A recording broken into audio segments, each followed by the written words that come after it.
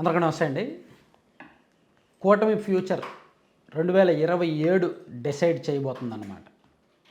ఎందుకంటే ఇటు చంద్రబాబు గారు పూర్తి ఫోకస్ రాజధాని మీద అండ్ పోలవరం ప్రాజెక్టు మీద పెట్టారు. రాజధానిగా అమరావతిని అభివృద్ధి చేయడంతో పాటు రాష్ట్రంలో విశాఖపట్నం, ఉమ్మడి విశాఖలో కొన్ని పరిశ్రమలు, రాయలసీమ ప్రాంతంలో కొన్ని పరిశ్రమలు, రకరకాల డివిజన్లు అభివృద్ధి చేయాలనే ఆలోచనలో ఉన్నప్పటికీ మెయిన్ ఫోకస్ అంతా కూడా అమరావతి రాజధాని ఒక రూపురేఖలు తీసుకురావాలి, అలాగే పోలవరం ప్రాజెక్టు పూర్తి చేసి రైతులకు నీళ్ళు ఇవ్వాలి. సో వచ్చే ఎన్నికల నాటికి ఈ రెండు ఒక క్లారిటీ కంక్లూజన్ లేకపోతే ఓట్లు అడగలేరు కూడా. ఎన్నాళ్ళు జగన్మోహన్ రెడ్డి గారిని, గత ప్రభుత్వాన్ని నిందిస్తూ 5 ఏళ్ళు కాలం వెల్లదీయలేరు. ఏదో మొదటి 6 నెలల్లో లేదా మొదటి సంవత్సరం మాత్రమే ఆ మాటలు చెప్పాలి. జగన్మోహన్ రెడ్డి గారు చేసిన విధ్వంసం వల్ల అమరావతి ఇలా అయిపోయింది, లేదా వైసీపీ వాళ్ళు చేసిన పాలన వల్ల పోలవరం ఇలా అయిపోయిందని ఆ మాటలు ఒక 1 ఇయర్ వరకు చెప్తే జనం వింటారు. ఆ తర్వాత కూడా అయ్యే చెప్పుకుంటూ పోతే సాకులు వెతుక్కున్నట్టు ఉంటుంది. కాబట్టి ఖచ్చితంగా 2029 ఎన్నికలకు వెళ్ళాలి అంటే పోలవరం నీళ్లు రైతులకు అందాలి, అమరావతి రాజధాని పూర్తిస్థాయి రూపురేఖలు కనిపించాలి. మరి అది అవుద్దా లేదా? యాక్చువల్లీ అమరావతికి నిన్న కూడా వివిధ దశల వారీగా మొత్తం మీద ఇప్పటి వరకు 64,000 కోట్ల విలువైన పనులకు ఆమోదం తెలిపారు.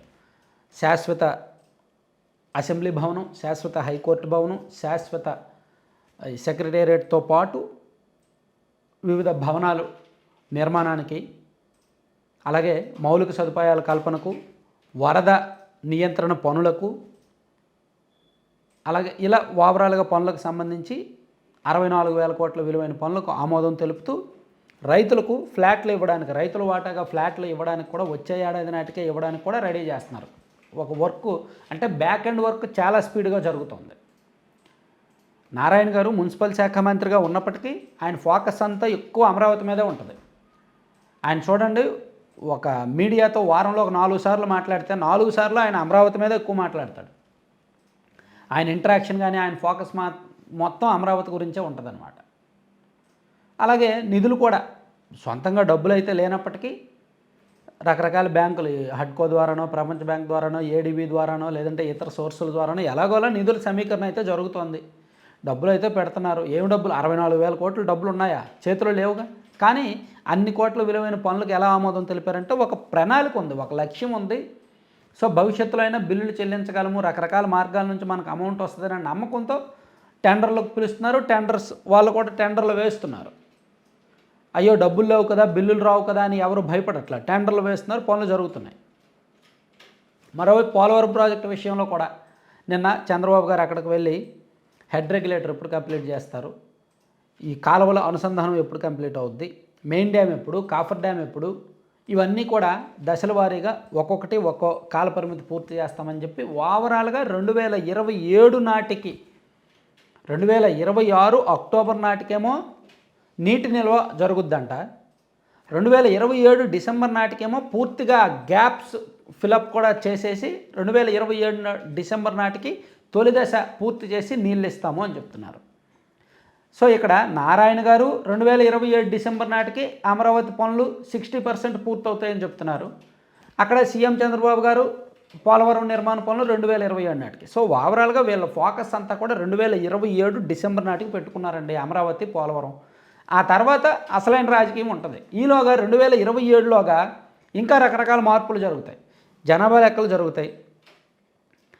జనాభా లెక్కలు అయిపోయిన తర్వాత నియోజకవర్గాల పునర్విభజన ఒకటి పెండింగ్ ఉంది. అది కూడా 2027లోనే జరిగే అవకాశం ఉంది. జనాభా లెక్కలు 2025లో మొదలవుతాయి అంటున్నారు. సో అక్కడ నుంచి ఒక 8 నెలలు 9 నెలలు పట్టినా ఆ తర్వాత జనాభా ఆధారంగా నియోజకవర్గాల పునర్విభజన ఉంటుంది. మనకి విభజన చట్టంలో హామీ ఉంది 225 సీట్లు కావాలి అని. సో దాన్ని 2027లో చేపడతారు. సో 2027 ఎండింగ్ నాటికి నియోజకవర్గాల పునర్విభజన పూర్తయిపోద్ది. అప్పుడు 2028, 2029 మొత్తం పాలిటిక్స్ జరుగుతాయి.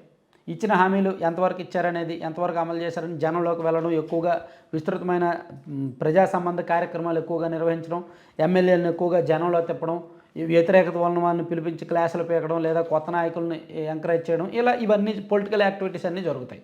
సో ఓవరాల్గా 2027 వరకు పవన్ కళ్యాణ్ గారు చేసినా, చంద్రబాబు గారు చేసినా, లోకేష్ గారు చేసినా ప్యూర్లీ అడ్మినిస్ట్రేషన్తో కూడిన పాలిటిక్స్ చేస్తారు. ఆ తర్వాత పాలిటిక్స్తో కూడిన అడ్మినిస్ట్రేషన్ చేస్తారు. అంటే ఇప్పుడు 2027 ఎండింగ్ వరకు కూడా పరిపాలన ముందుండి రాజకీయం తర్వాత ఉంటుంది. ఆ తర్వాత రాజకీయం ముందుండి పరిపాలన తర్వాత ఉంటుంది అనమాట. అది టార్గెట్. సో 2027 నాటికి పూర్తి చేయకపోతే మాత్రం ఏమీ చేయలేరు. నిస్సహాయ స్థితిలో ప్రజల దగ్గరకు వెళ్లాల్సిందే, ప్రజలు ఇచ్చే తీర్పుకి శిరస వహించాల్సిందే. అందుకే వీళ్ళు టార్గెట్ అయితే పెట్టుకున్నారు. నాకు తెలిసినంత వరకు పోలవరం ప్రాజెక్ట్ అయితే కష్టం. అమరావతి మేబీ ఒక రూపురేఖలు తీసుకొస్తారేమో, కానీ పోలవరం వచ్చేసరికి కేంద్రం మీద డిపెండ్ అవ్వాలి కాబట్టి, కేంద్రం ఎప్పుడు ఎలా ఉంటుందో తెలియదు కాబట్టి పోలవరం డౌట్ అని అనుకుంటున్నాను. చూద్దాం ఏం జరుగుతుందో. Thank you.